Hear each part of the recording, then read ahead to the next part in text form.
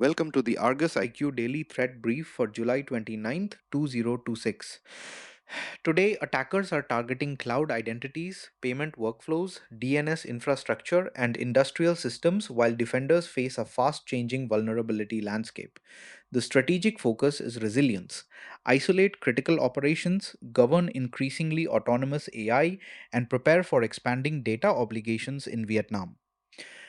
We will cover the active campaigns, the decisions security leaders should make now, and the vulnerabilities demanding immediate attention. Now let's turn to today's threat landscape. Iris, walk us through what you're seeing. Microsoft 365 phishing reached 7,295 phishing-80- a service uploads during the week, using adversary-in-the-middle proxies and OAuth device-code abuse to steal credentials, session tokens, and graph access. The result is account takeover, mailbox persistence, and business email compromise. In one case, CEO impersonation drove an unauthorized 5 million yen transfer after employees were moved into a fraudulent internal chat group and bypassed payment checks. DNS hijacking at CubePilot redirected subdomains, enabled fraudulent certificates, and created avenues for credential theft, malware delivery, and tampered firmware. Ransomware and extortion claims affecting Ozproof and Fairlife reinforce the operational danger to manufacturing and supply chains. Autonomous testing against Artifactory and Hugging Face environments chained server-side request forgery, path traversal, deserialization, sandbox escape, credential theft, lateral movement, and exfiltration. The Prompt Optimizer browser extension harvested AI prompts and responses, while Phantom Enigma targeted Brazilian banking and public sector users. Dysphoria has compromised roughly 200,000 routers, cameras, and IoT devices for blockchain-based command and control and denial of service operations. The Bram water system incident and Unitel outage show that availability and safety risks extend into municipal control systems and telecommunications. Solid breakdown, Iris. Lux, let's zoom out. What's the strategic picture? Security leaders should treat AI agents as privileged identities, not ordinary software. Bind every agent to a named owner. Narrowly scoped permissions, approval gates, credential isolation, and tamper resistant logging. Autonomous penetration testing can expand coverage, but exploitation must remain bounded by approved targets, sandboxing, evidence requirements, and human accountability.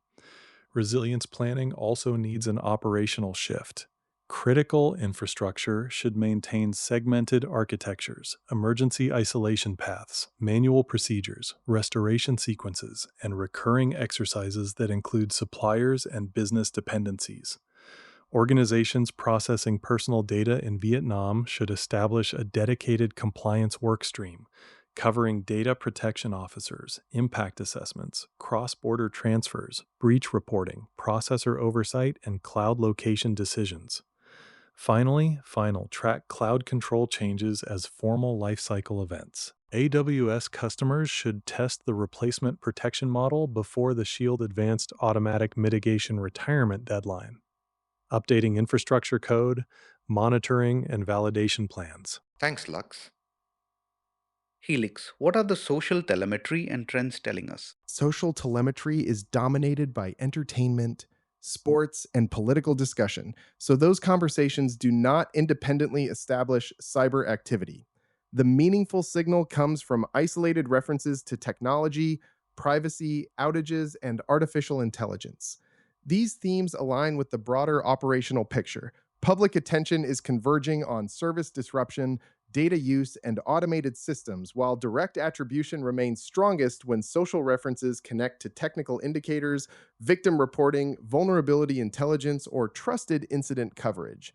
Security teams should use social monitoring to identify narrative shifts and possible targeting themes. Then corroborate each lead through infrastructure, identity, endpoint, and network telemetry before escalating it into an intelligence judgment. Got it, Helix. Ursa, time for the vulnerability deep dive.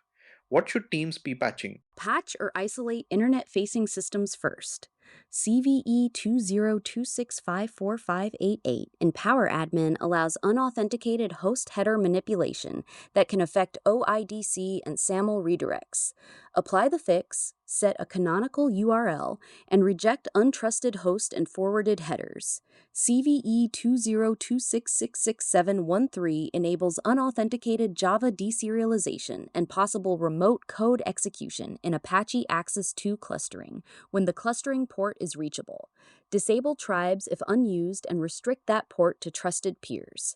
CVE 20261181 gives unauthenticated read and write file system access on affected SICK inspector devices. Remove HTTP exposure. Isolate the equipment, apply vendor remediation, and verify firmware integrity. The unpatched Quest KACE flaws, CVE 2021328084 and CVE 2021328086, expose deployment functions and stored secrets through access control weaknesses and a shared encryption key. Remove internet access. Rotate credentials, protect backups, and plan replacement or compensating controls. Isolate the unpatched 3DEX Experience Station launcher affected by CVE 2026115756 and seek vendor guidance. Also upgrade vulnerable ClickHouse query packages. Deploy current Apple security updates and urgently validate related Checkpoint Smart Console advisories and active isolation exploitation exposure. Sharp as always, Ursa.